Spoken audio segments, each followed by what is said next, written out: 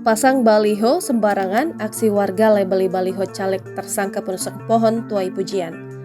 Beredar di media sosial sebuah video yang memperlihatkan aksi warga memberikan label tersangka penusukan pohon di baliho caleg.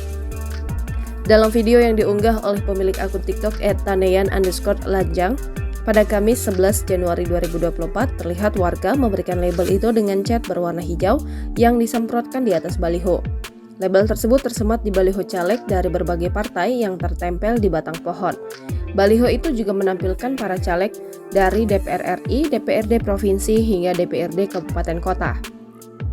Terlihat dari berbagai baliho yang terpasang, lokasi video tersebut diambil di wilayah DKI Jakarta. Tepatnya di daerah pemilihan DKI Jakarta 3 yang meliputi Jakarta Barat, Jakarta Utara, dan Kepulauan Seribu. Aksi para warga yang memberikan label baliho caleg di pohon tersebut menuai sejumlah komentar dari warganet.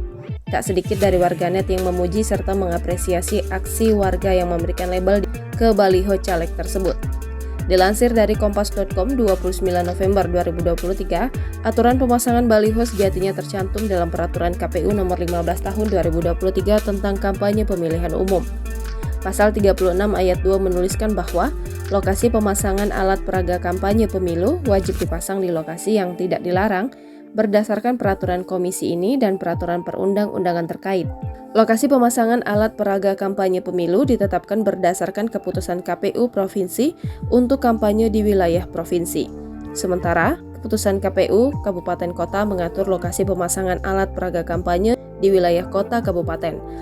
Berdasarkan pasal 36 ayat 4, lokasi pemasangan alat peraga kampanye pemilu ditetapkan setelah berkoordinasi dengan pemerintah daerah. Pemasang alat peraga kampanye dilakukan dengan mempertimbangkan etika, estetika, kebersihan dan keindahan kota atas kawasan setempat.